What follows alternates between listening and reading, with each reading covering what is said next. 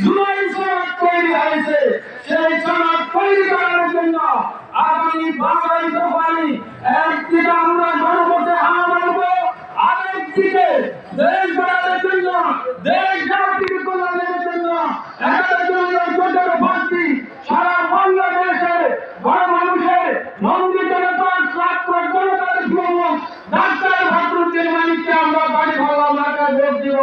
আপনারা কি গণভোটে হ্যাঁ দিতে রাজি আছেন?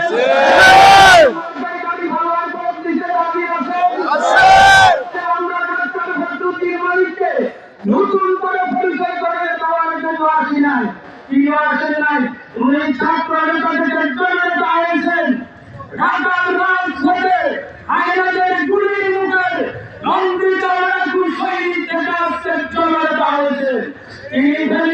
তিনি আসবেন বিশেষ করে সোনালী উপজেলার প্রতিটি রাস্তা, প্রতিটি হাট বাজার, শিক্ষা প্রতিষ্ঠান এবং নদীবান্ধব, যে গুলো বলার ছোট নদী, বড় নদী, নদীবান্ধব, জলভরা সকল এলাকাগুলোকে বহুবার পরিদর্শন করেছে।